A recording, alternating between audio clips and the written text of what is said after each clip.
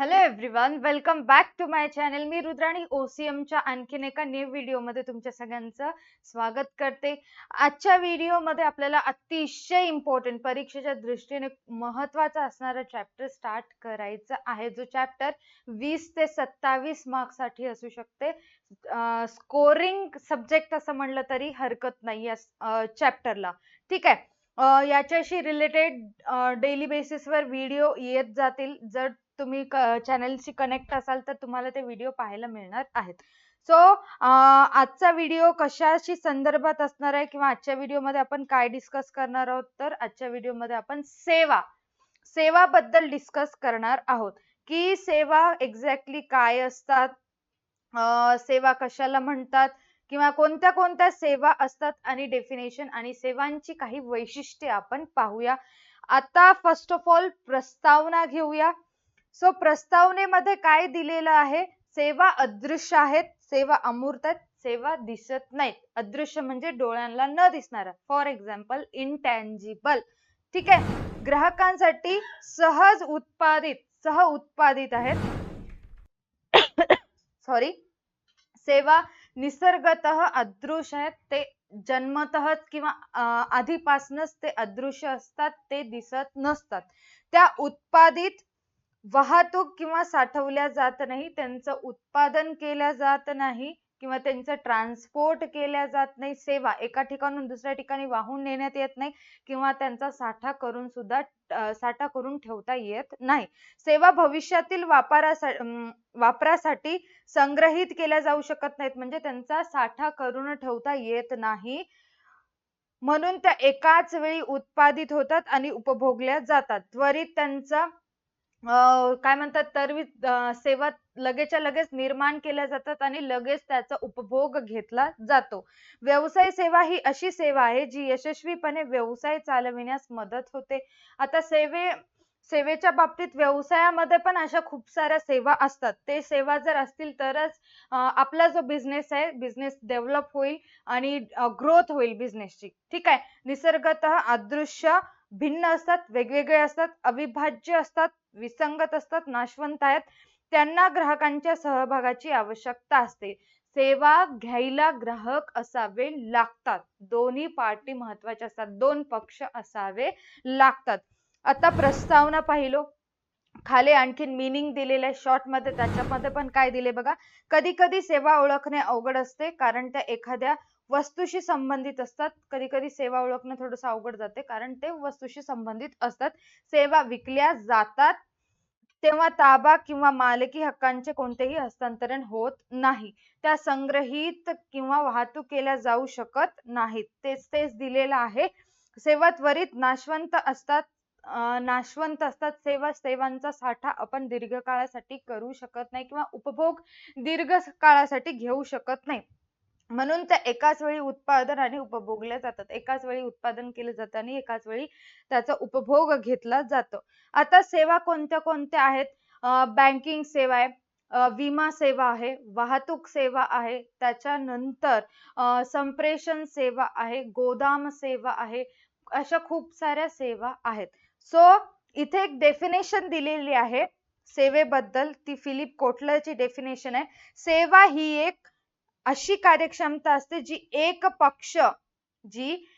पक्ष दुसऱ्याला देऊ शकतो. एक सेवा दुसऱ्याला, म्हणजेच किती पक्ष असावे लागतात? यामध्ये दोन पक्ष असावे लागतात. पहिला सेवा देणारा, दुसरा असेल सेवा घेणारा, सेवा विकत घेणारा. दोन पक्ष गरजेचे असतात. जी मूलतः अदृश्य असते आणि परिणामी कोणत्याही गोष्टीच्या मालकीची नसते. मूलतः ते अदृश्य असते, कोणत्याही गोष्टीच्या मालकीची नसते, म्हणजे मालकी हस्तांतरण करता येत नाही. त्याचे उत्पादन एखाद्या भौतिक उत्पादनाशी जोडलेले जाऊ शकते किंवा नाही. भौतिक उत्पादन म्हणजेच काय? भौतिक अस्तित्व म्हणजे काय? ती वस्तू आपल्याला डोळ्याला दिसते, त्याचं भौतिक अस्तित्व आपल्याला समजते.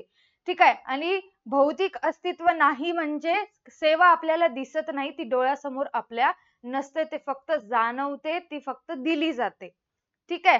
म्हणजेच काय? आता डेफिनेशन काय म्हणते? एक पक्ष दुसऱ्या पक्षाला देऊ शकतो ती सेवा. फॉर एक्झाम्पल एखादा व्यवसाय मालक असेल, त्याच्या व्यवसायामधून काहीतरी सामान दुसरीकडे ट्रान्सपोर्ट करायचं असेल तर वाहतूक ही एक सेवा आहे. ठीक आहे. जर ट्रान्सपोर्ट करणारच नसेल तर सामान कसं पाठवू शकतो आपण, म्हणून वाहतूक ही एक सेवा आहे. ओके. त्याच्यानंतर अमेरिकन मार्केटिंग असोसिएशनची डेफिनेशन आहे, बट तुम्हाला जी डेफिनेशन पाठ करायची आहे ती डेफिनेशन फिलिप कोटलरची आहे, म्हणून मी हीच डेफिनेशन सांगते, कारण ही डेफिनेशन तुम्हाला नक्की पाठ करायची आहे.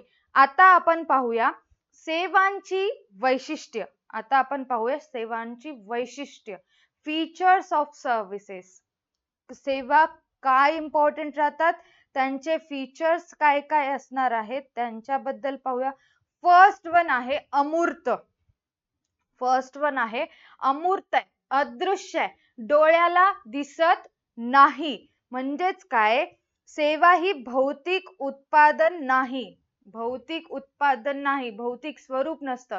जसं की मी बिग बुल बॅच मध्ये सांगितलं होतं एक्झाम्पल, की बॉटल आपल्याला डोळ्याला दिसते, ही जी मी पेन दाखवायली ती तुम्हाला डोळ्याला दिसायली, बट जे आपण सर्व्हिस देत असतो, जी सेवा देत असतो ती आपल्याला डोळ्याला दिसत नाही. स्पर्श केली किंवा पाहिली जाऊ शकते. सेवा स्पर्श केली जाऊ शकते किंवा पाहिली जाऊ शकते. म्हणजेच काय, स्पर्श केल्याशिवाय किंवा पाहिल्याशिवाय सेवा देऊ शकता येत नाही. खरेदीदार किंवा प्राप्तकर्त्याद्वारे सेवा अनुभवली जाऊ शकते, म्हणजेच की ते सेवेचा लाभ घेत असतात. सेवांमध्ये भौतिक स्वरूपाचा अभाव असतो, भौतिक स्वरूप नसतो. जसं तुमच्या आजूबाजूला असणाऱ्या सगळ्या वस्तू तुमच्या डोळ्यांना दिसतात, त्याप्रमाणे सेवा डोळ्यांना दिसत नाही, कारण तुमच्या समोर असलेल्या सर्व वस्तूंना भौतिक स्वरूप आहे म्हणून ते दिसतात, आणि जे भौतिक स्वरूप ज्याला नसतं ते आपल्याला दिसत नाहीत, म्हणून त्या अमूर्त आहेत. अमूर्ततेमुळे सेवा वस्तूंसारख्या दर्शविल्या जाऊ शकत नाही. जसं फॉर एक्झाम्पल आपण एखाद्या दुकानामध्ये गेलो, त्यावेळेस आपण दुकानदाराला असं बोट दाखवून सांगू शकतो की काका मला किंवा मामा मला हे वस्तू पाहिजे, ते वस्तू दिसायली, ही वस्तू पाहिजे असं आपण सांगू शकतो.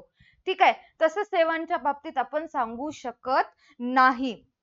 सेवा प्रदात्याने वेळेवर दर्जेदार सेवा देऊन ग्राहकांवर चांगला प्रभाव निर्माण केला पाहिजे. जे कोणी सेवा प्रदाता असतात, देणारे असतात, ते चांगली सेवा दिल्यानंतर ग्राहक ऑटोमॅटिकली त्यांच्याकडूनच सेवा घेत असतो. आता एक्झाम्पल पाहूया, आणखीन एक तुम्हाला समजेल असं एक्झाम्पल. बँकेकडून घेतलेली बँक खात्याची सुविधा. एक्झाम्पल काय असेल हे बघा. बँकेकडून घेतलेली बँक खात्याची सुविधा.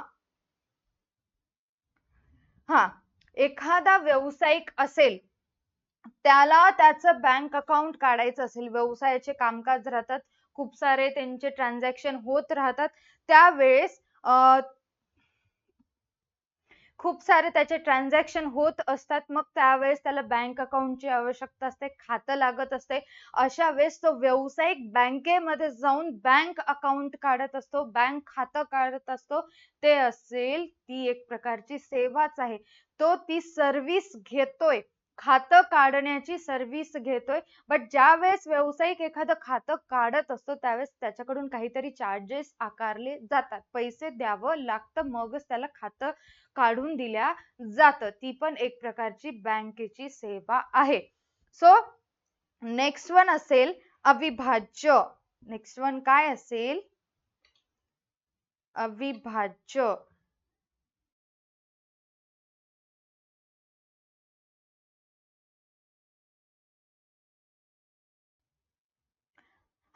अविभाज्य म्हटलेलं आहे. अविभाज्य म्हणजे काय? विभाज्य न करता येणारा, वेगवेगळं नाही, एकच. ओके, त्याचं मीनिंग असं होतं. सो डायरेक्टली एक्झाम्पल घेऊया. इथे काय म्हटलेलं आहे? बँक आणि खातेधारकाला बँकेची सेवा घेतेवेळी उपस्थित राहावे लागते. उपस्थित राहणे आवश्यक असते. जर समजा मी म्हटले होते, एखाद्या व्यावसायिकाला जर सेवा घ्यायची असेल, व्यावसायिकाला सेवा घ्यायची असेल म्हणजे काय, बँकेमध्ये खातं काढायचं असेल, जोपर्यंत तो बँकेमध्ये जाणार नाही, खातं काढणार नाही, मग तो त्या सेवेचा लाभ घेऊ शकेल का? म्हणजेच काय, सेवा देणारा आणि घेणारा दोघांचीही उपस्थिती असणे आवश्यक असते. दोन्हीही एकच आहेत, अविभाज्य आहेत.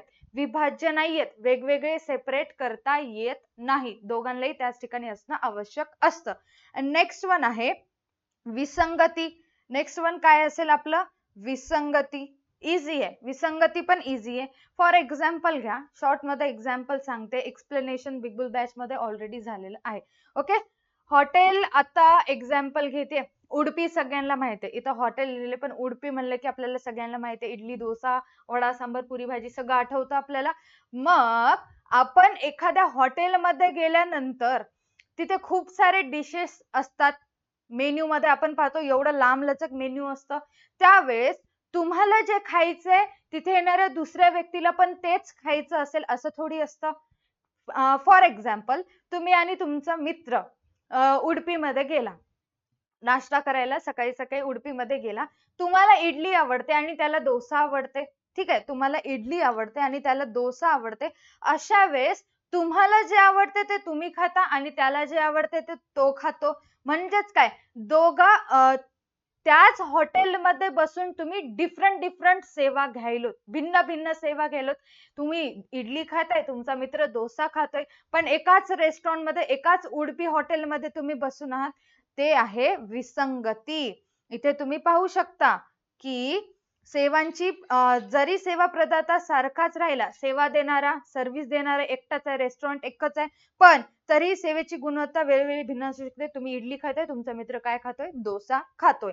इथे तेच सांगितलंय. अँड नेक्स्ट वन आहे, फोर्थ आहे, आता फोर्थ पाहूया, नाशवंतपणा. फोर्थ काय असेल आपलं? नाशवंतपणा, पेरिशेबिलिटी.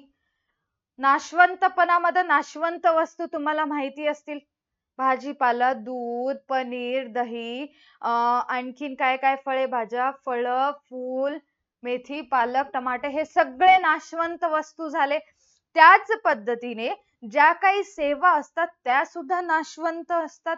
इथे काय एक्झाम्पल दिलेलं आहे पहा, स्टेप बाय स्टेप नंबर दिले, तुम्ही हे ऍज इट इज एक्झाम्पल तुमच्या वहीमध्ये नोट डाऊन करू शकता. Cricket match tickets, cricket match tickets. आता नाशवंतपणा कसा काय आला? फॉर एक्झाम्पल, आज होती इंडिया वर्सेस पाकिस्तान, किंवा आज जे करंट मध्ये मॅच आहे इंडिया वर्सेस न्यूझीलंड आहे, त्याचं एक्झाम्पल घेऊया. इंडिया वर्सेस न्यूझीलंड आज मॅच आहे, तर तुम्ही त्याचे तिकीट्स काढलात, मॅच पाहायला जायचं होतं तुमच्या फॅमिली सोबत, तुम्ही तिकीट्स काढलात. मग काहीतरी अडचण आली, तुम्हाला मॅचला जायला भेटलं नाही, मग तुमच्याजवळ तिकीट्स आहेत म्हणून तुमच्या मनावर तुम्ही कधीही मॅच पाहू शकता का? दुसऱ्या दिवशी त्या तिकीटचा काही उपयोग राहील का? कारण मॅच कधी होती? आज होती. तिकीट्स तुम्हाला आजचेच काढलं होतं, तर मॅच पण आजचीच जाऊन बघावं लागते. म्हणजेच काय? नाशवंतपणा. जे तिकीट काढतो ते दीर्घ काळासाठी नसतं, एका निश्चित कालावधीसाठीच तिकीट काढू शकतो. ठीक आहे, दर्शनाचं एक्झाम्पल घेऊया. दर्शन, ठीक आहे, आपण एखाद्या देवस्थानाला गेले की रांगेमध्ये कोणाला थांबणं होतं म्हणून आपण दर्शनासाठी तिकीट काढतो. डेट मेन्शन असतात त्या तिकीट वरती, या दिवशी येऊन आम्ही दर्शन घेणार आहोत. ऑनलाईन तिकीट काढलो, या दिवशी येऊन आम्ही दर्शन, त्या दिवशी जाणं नाही झालं, त्या दिवशी आपण गेलो नाही, टाइमवर पोहोचलो नाही, मग दुसऱ्या दिवशी तेच तिकीट वापरून दर्शन घेतो म्हणलं तर दर्शन मिळत नाही. नाशवंतपणा असतो, ते दीर्घ काळासाठी नसतं, अल्प काळासाठी असतं. ओके, अत्यल्प म्हणलं तरी काही प्रॉब्लेम नाही. देन नेक्स्ट वन आहे अहस्तांतरणीय. नेक्स्ट वन काय असेल? अहस्तांतरणीय. ट्रान्सफर करता येत नाही. आता अहस्तांतरणीय म्हटलेलं तर एक्झाम्पल काय असेल? तिथे बुक मध्ये दिलेलं एक्झाम्पल आहे, नीट बघा. फॉर एक्झाम्पल, तुम्ही कुठेतरी फिरायला गेलात, त्या ठिकाणी तुम्हाला रूम घेऊन राहायचं होतं, एक भाड्याने रूम घ्यायची होती. अशा वेळेस तुम्ही बघलात, बरेच रूम बघलात आणि एका ठिकाणी तुम्हाला रूम आवडली, पटली, रूम थोडं चांगलं होतं, तर अशा वेळेस तुम्ही घेतलेली रूम पैसे देऊन ज्यावेळेस तुम्ही भाड्याने रूम घेतो, याचा अर्थ असा नाही की ती जे रूम घेतलं ते तुमच्या मालकीची झाली, त्यावरती आता ते सगळे जे काही रूमचे डॉक्युमेंट्स असतील ते तुमच्या नावावर करतील. तुम्ही 1000 रुपये दिलात एका दिवसाचे रूम साठी, रेंट पेड केलात तर. म्हणजेच काय? अहस्तांतरणीय. तुम्ही सेवा घेऊ शकता बट त्याचा मालकी हक्क तुम्हाला मिळत नाही. तुम्ही भाड्याने रूम घेतलात याचा अर्थ त्याचा मालकी हक्क, त्या रूमचे मालक तुम्ही झालात असं नाही. म्हणजेच काय, आपण एका दिवसाचे 1000 रुपीज पे केलं तर तिथे त्या रूमची सर्व्हिस घेऊ शकतो. दुसऱ्या दिवशी आणखीन पैसे देऊन सर्व्हिस घ्यावी लागते. मालकी हक्क हस्तांतरित करता येत नाही, अहस्तांतरणीय असतं. नेक्स्ट वन अँड लास्ट असेल आपलं ग्राहकांचा सहभाग. ग्राहकांचा समावेश तितकाच इम्पॉर्टंट आहे. ग्राहक असेल तरच वस्तू विकू शकतो. ठीक आहे, ग्राहक असेल तरच वस्तू विकू शकतो. इथे काय सांगले, ग्राहकांच्या सहभागामध्ये 6वा पॉइंट आहे. एक्झाम्पल, आपल्याला नांदेडला जायचं असेल, स्वतःची ट्रॅव्हल्स आहे असं समजा. ट्रॅव्हल्स संध्याकाळी 4 वाजता नांदेडला जाणार आहे. ट्रॅव्हल्स आपल्या स्वतःची आहे. आपण ट्रॅव्हल्स पॉइंटला जाऊन थांबलो, आपली ट्रॅव्हल्स जाऊन ट्रॅव्हल्स पॉइंटला उभी केलो. मग त्यावेळेस त्या ट्रॅव्हल्स मध्ये पॅसेंजरच नसतील तर ट्रॅव्हल्स नांदेडला कशी काय जाणार? पॅसेंजरच नसतील तर ट्रॅव्हल्स कशी काय जाणार? अजिबात जाणार नाही. जर पॅसेंजर असतील तरच ट्रॅव्हल्स टाइमवर नांदेडला पोहोचेल. म्हणजेच काय, ग्राहकांचा सहभाग महत्वाचा असतो. ट्रॅव्हल्स मध्ये पॅसेंजर असतील तरच ग्राहक जाऊ शकतील. जर असंही म्हणू शकता आपण, पॅसेंजर जर पुढे असतील, इथून ट्रॅव्हल्स निघाली, नांदेडला जायचं असेल, पॅसेंजर जर पुढे असतील तर तो भाग वेगळा झाला, ग्राहकांचा सहभाग आहे. बट इमॅजिन करा की आपली ट्रॅव्हल्स थांबली, ट्रॅव्हल्स पॉइंटला आपली ट्रॅव्हल्स थांबली, पण एक पण ग्राहक येणार झाले, पॅसेंजर एक पण येणार झाले, रिकामी ट्रॅव्हल्स घेऊन नांदेडला जायचं का? म्हणजेच काय, ग्राहकांचा सहभाग महत्वाचा असतो. याच्या उलट ग्राहक आहे, आता समजा ते फर्स्ट सिनेरिओ झाला. आता सेकंड, आपण सगळे ग्राहक नांदेडला जाण्यासाठी थांबलो, पण त्या ठिकाणी सेवा देणारच नाही, ट्रॅव्हल्सच उभा टाकलेली नाही. मग आपण नांदेडला कसं काय जाणार? दोघांचाही सहभाग महत्वाचा असतो, सेवा देणारा पण आणि सेवा घेणारा पण. आय होप तुम्हाला सगळे पॉइंट्स क्लिअर झाले असतील. एकदम अतिशय इझी आहेत पॉइंट्स. मी ते सगळे पॉइंट्स तुम्हाला एक्झाम्पल द्वारे क्लिअर केलेली आहे. असेच नवनवीन व्हिडिओ पाहायचे असतील तर तुम्हाला या चॅनलशी कनेक्ट राहावं लागेल. त्यासाठी व्हिडिओला लाईक करायचे आणि चॅनलला सबस्क्राईब करायचे. इम्पॉर्टंट, मी आता इथे फक्त वर सांगितलेलं आहे, याचा अर्थ की मी आणखीन असंच सांगितलं असेल असं नाही. मी बिग बुल बॅच मध्ये हे जे सेपरेट याच्यावरती आमचा क्लास झालेला आहे, एकदम डीप मध्ये सगळे वर्ड्सचं मीनिंग कट टू कट सांगितलेलं आहे. जर तुम्हाला बिग बुल बॅच जॉईन करायची असेल तर तुम्ही नक्की जॉईन करू शकता. प्ले स्टोअर वरती आमचं ऍप्लिकेशन सध्या उपलब्ध नाहीये, बट त्याच्यासाठी तुमच्यासाठी उपलब्ध करून देण्यात येईल. तुम्ही तिथून डाउनलोड करू शकता आणि बॅच जॉईन करू शकता. आजच्या व्हिडिओसाठी एवढंच. Tata bye bye, take and stay connected. Play store वरती तुम्ही DA2 अकॅडमी सर्च करू शकता, तिथून तुम्हाला ऍप्लिकेशन मिळून जाईल. साठी एवढंच. Tata bye bye, take and stay connected.